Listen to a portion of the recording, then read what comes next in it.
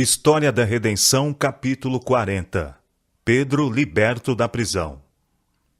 Herodes era prosélito professo da fé judaica, e aparentemente muito zeloso em efetuar as cerimônias da lei. O governo da Judéia estava em suas mãos, sujeito a Cláudio, imperador romano, mantendo também o cargo de tetrarca da Galiléia. Estava desejoso de obter o apoio dos judeus, esperando assim confirmar seus cargos e honra. Portanto, realizava os desejos dos judeus em perseguir a Igreja de Cristo. Começou sua obra por pilhar as casas e os bens dos crentes e prendendo os membros principais. Aprisionou Tiago e lançou-o na prisão, e mandou um algoz matá-lo à espada, assim como o outro Herodes fizera com que o profeta João fosse decapitado. Vendo que os judeus se agradavam muito com seus atos, tornou-se ousado e prendeu também a Pedro. Foi durante o sagrado período da Páscoa que tais crueldades foram praticadas. O povo aplaudiu o ato de Herodes em causar a morte de Tiago, embora muitos se queixassem da maneira reservada pela qual ele foi realizado, afirmando que uma execução pública teria de maneira mais completa intimidado todos os crentes e simpatizantes. Herodes, portanto, conservou Pedro em custódia, com propósito de agradar os judeus pelo espetáculo público de sua morte. Sugeriu-se, porém, ao governador que não seria seguro trazer o veterano apóstolo para execução perante todo o povo reunido em Jerusalém para a Páscoa. Receava-se que sua venerável aparência pudesse despertar a compaixão e respeito deles. Também temiam que ele fizesse um daqueles poderosos apelos que tinham frequentemente incitado o povo a estudar a vida e o caráter de Jesus Cristo, os quais, com toda a sua astúcia, tinham sido incapazes de contradizer. Neste caso, os judeus temiam que seu livramento seria exigido das mãos do rei. Enquanto, sob vários pretextos, a execução de Pedro estava sendo retardada para depois da Páscoa, a Igreja de Cristo teve tempo para examinar profundamente o coração e orar com fervor. Vigorosas petições, lágrimas e jejuns se misturavam. Oravam sem descanso por Pedro. Achavam que ele não podia ser tirado do serviço cristão e compreendiam que tinham chegado até um ponto em que, sem a ajuda especial de Deus, a Igreja de Cristo seria extinta. O dia para a execução de Pedro foi finalmente marcado, mas ainda as orações dos crentes ascendiam ao céu. Enquanto todas as suas energias e simpatias eram suscitadas em fervorosos apelos, anjos de Deus estavam a vigiar o apóstolo prisioneiro.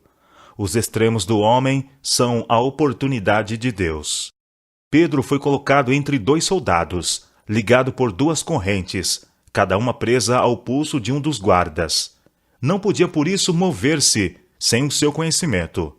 As portas da prisão estavam seguramente fechadas e uma forte guarda estava diante delas. Toda a possibilidade de livramento ou escape por meios humanos estava excluída. O apóstolo não se intimidou por sua situação. Desde sua reafirmação após sua negação de Cristo, ele tinha afrontado corajosamente o perigo e manifestado nobreza e ousadia em pregar o crucificado, ressurreto e assunto salvador. Queria ter chegado o tempo em que devia depor sua vida por amor de Cristo. Na noite anterior à sua decretada execução, Pedro, em cadeias, dormia entre os dois soldados, como era comum. Herodes, lembrando o escape de Pedro e João da prisão, para onde foram recolhidos por causa de sua fé, tomou dessa vez precauções dobradas. Os soldados em guarda, para assegurar uma vigilância estrita, foram feitos responsáveis pela custódia do prisioneiro. Ele estava encerrado, como tem sido descrito, em uma cela cavada na rocha, cujas portas tinham ferrolhos e barras. 16 homens foram escalados para guardar a cela, revezando-se a intervalos regulares. Grupos de 4 vigiavam de cada vez. Mas os ferrolhos e barras e a guarda romana, que eficazmente removiam toda a possibilidade de auxílio humano, não deveriam senão tornar mais completa a vitória de Deus no livramento de Pedro. Herodes estava a levantar a mão contra a onipotência e deveria ser totalmente humilhado e derrotado em sua tentativa de tirar a vida do servo de Deus. Liberto por um anjo. Na última noite antes da execução, um poderoso anjo, enviado do céu, desceu para resgatá-lo. As vigorosas portas que encerravam o Santo de Deus abrem-se sem auxílio de mãos humanas. O anjo do Altíssimo por elas penetra, fechando-se as portas sem ruído por trás dele. Ele entra na cela, aberta na sólida rocha, e ali está Pedro, dormindo o abençoado, pacífico sono da inocência e perfeita confiança em Deus, ligado por cadeias a vigorosos guardas, um de cada lado. A luz que envolve o anjo ilumina a prisão, mas não desperta o adormecido apóstolo. Este é o repouso profundo que revigora e renova os que provêm de uma boa consciência. Pedro não despertou antes de sentir o toque da mão do anjo e ouvir sua voz dizendo: "Levanta-te depressa." Ele vê sua cela, que jamais havia sido abençoada com um raio de sol, iluminada pela luz celestial, e um anjo de grande glória em pé diante dele. Maquinalmente obedece à ordem do anjo e, como ao se levantar erguesse as mãos, verifica que as cadeias lhe caíram dos pulsos. De novo a voz do anjo é ouvida: "Cinge-te e calça as tuas sandálias." De novo Pedro maquinalmente obedece, conservando o admirado olhar voltado para o visitante e crendo estar sonhando ou em visão. Os guardas armados estão imóveis como esculpidos no mármore, quando mais uma vez o anjo ordena: "Põe a tua capa e segue-me." A seguir, o ser celestial move-se em direção à porta, e Pedro, usualmente loquaz, segue-o agora mudo de espanto. Cruzam pela guarda imóvel e chegam à porta, pesadamente aferrolhada, que por si mesma se abre e imediatamente se fecha de novo, enquanto os guardas, dentro e fora, estão imóveis em seus postos. Alcançam a segunda porta, também guardada por dentro e por fora. Ela se abre como a primeira, sem ranger de dobradiças ou barulho dos fechos de ferro. Passam por ela e novamente se fecha também sem ruído. De modo idêntico, passam pela terceira porta e acham-se em plena rua. Não se troca uma palavra, não há ruído de passos. O anjo se move suavemente diante de Pedro, cercado de uma luz de deslumbrante brilho, e Pedro, confuso e julgando-se ainda em sonho, segue o seu libertador. Percorrem rua após rua, e então, cumprida a missão do anjo, desaparece ele subitamente. Dissipou-se a luz celestial, e Pedro pareceu achar-se em profundas trevas, mas, acostumando-se-lhe os olhos, pareceram elas diminuir gradualmente, e ele se encontrou só, na rua silenciosa, com o ar ameno da noite a soprar-lhe no rosto. Compreendeu então que não fora um sonho ou uma visão que o visitara. Viu-se livre numa parte da cidade que lhe era familiar. Reconheceu o lugar como sendo um que frequentara muitas vezes, e por onde esperara passar na manhã seguinte pela última vez, a caminho do local de sua morte em perspectiva. Procurou rememorar os fatos dos últimos poucos momentos. Lembrou-se de ter adormecido, ligado entre dois soldados, com as sandálias e vestes exteriores removidas. Examinou sua pessoa e achou-se completamente vestido e cingido. Seus pulsos, inchados pela pressão dos ferros cruéis, estavam livres das algemas, e ele compreendeu que sua liberdade não era um engano, mas bendita realidade. No dia seguinte deveria ser levado para morrer, mas eis um anjo o livrara da prisão e da morte. Então Pedro, caindo em si, disse: "Agora sei verdadeiramente que o Senhor enviou o seu anjo e me livrou da mão de Herodes e de toda a expectativa do povo judaico." Resposta à oração. O apóstolo se encaminhou de pronto à casa onde seus irmãos estavam reunidos para orar, e achou-os naquele momento empenhados em fervorosa prece em seu favor. Quando ele bateu ao postigo do portão, veio uma criada, chamada Rode, ver quem era. Reconhecendo a voz de Pedro, tão alegre ficou que nem o fez entrar, mas voltou correndo para anunciar que Pedro estava junto do portão. Eles lhe disseram: "Estás louca?" Ela, porém, persistia em afirmar que assim era. Então disseram: é o seu anjo. Entretanto, Pedro continuava batendo. Eles então abriram, viram-no e ficaram atônitos. Ele, porém, fazendo-lhe sinal com a mão para que se calassem, contou-lhes como o Senhor o tirara da prisão e acrescentou: anunciai isto a Tiago e aos irmãos. E saindo, retirou-se para outro lugar. Alegria e louvor encheram o coração dos crentes porque Deus ouvira e atendera às suas orações e libertara Pedro das mãos de Herodes. Pela manhã, uma grande multidão se reuniu para testemunhar a execução do apóstolo.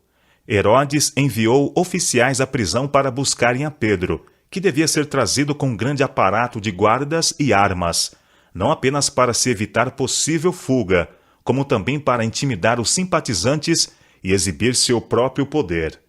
Havia à guarda, à porta da prisão, os ferrolhos e barras ainda estavam intactos. A guarda no interior, as cadeias presas aos pulsos dos 2 soldados, mas o prisioneiro desaparecera. A recompensa de Herodes. Quando o relatório dessas coisas foi trazido a Herodes, ele ficou exasperado e acusou os guardas da prisão de infidelidade. Foram consequentemente condenados à morte pelo alegado crime de terem dormido em seu posto. Ao mesmo tempo, Herodes sabia que nenhum poder humano havia livrado a Pedro, mas estava decidido a não reconhecer que um poder divino estivera em operação para lhe frustrar os vis desígnios.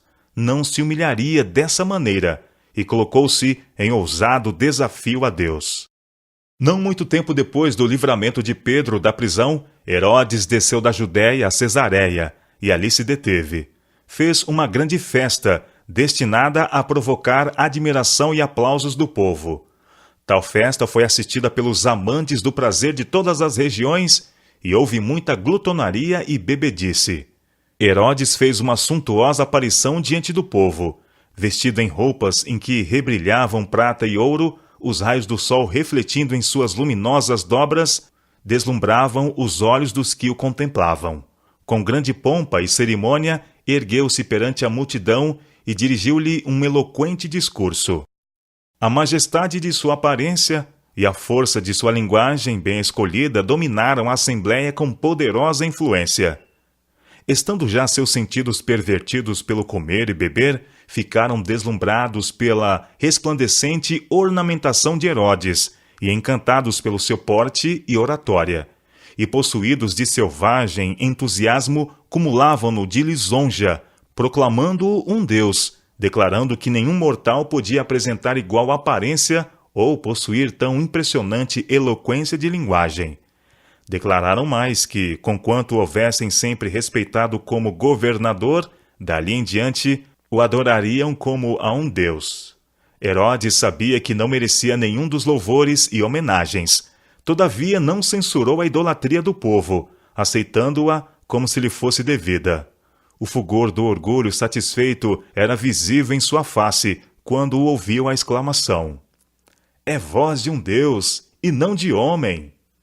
As mesmas vozes que agora glorificavam um vil pecador, alguns anos antes, elevaram-se num frenético clamor: fora com Jesus! Crucifica-o! Crucifica-o! Herodes recebeu esta adulação e homenagem com grande prazer, e seu coração transbordou de triunfo. Subitamente, porém, sobreveio-lhe rápida e terrível mudança. Seu rosto se tornou pálido como a morte e contorcido pela agonia. Grandes gotas de suor lhe brotavam dos poros. Ficou por um momento como que traspassado de dor e terror. Então, volvendo a face branqueada, lívida para seus amigos tomados de horror, exclamou em tom rouco e desesperado: aquele que exaltastes como um Deus é ferido de morte. Sofrendo a mais cruciante angústia, foi retirado daquela cena de orgia, ostentação, alacridade e pompa, as quais agora abominava em sua alma. Um momento antes ele tinha sido o alvo orgulhoso do louvor e adoração daquela vasta multidão. Agora se compenetra de que se acha nas mãos de um governador mais poderoso do que ele próprio. Remorsos o apanham. Lembra-se de sua ordem cruel para matar o inocente Tiago. Lembra-se de sua implacável perseguição aos seguidores de Jesus e de seu desígnio de tirar a vida do apóstolo Pedro, a quem Deus livrou de sua mão. Lembra-se de como, em seu desgosto e decepcionada raiva, tirara uma injusta desforra dos guardas da prisão, executando-os sem misericórdia. Sentira que Deus, que libertara da morte o apóstolo, estava agora a tratar com ele, o implacável perseguidor. Não encontrava alívio para a dor do corpo, nem para a angústia do espírito, e nem esperava encontrar. Herodes conhecia a lei de Deus, que diz: não terás outros deuses diante de mim. E sabia que, aceitando a adoração do povo, enchera a medida de sua iniquidade e acarretara sobre si a justa ira de Deus. O mesmo anjo que viera dos passos reais para libertar a Pedro do poder de seu perseguidor, fora o mensageiro da ira e juízo a Herodes. O anjo tocou em Pedro para despertá-lo do sono, mas foi com um contato diferente que ele feriu o ímpio rei, trazendo sobre ele castigo mortal. Deus lançou desprezo sobre o orgulho de Herodes e sua pessoa, a qual tinha exibido, adornada em brilhante aparência, diante do olhar admirado do povo, era agora comida de bichos e se putrefazia ainda em vida. Herodes morreu em grande angústia de espírito e corpo, sob o juízo retributivo de Deus. Esta demonstração de justiça divina teve uma influência poderosa sobre o povo. Enquanto o apóstolo de Cristo tinha sido milagrosamente livrado da prisão e da morte, seu perseguidor tinha sucumbido sob a maldição de Deus. Estas novas foram levadas a todos os países e foram o meio de levar muitos a crer em Cristo.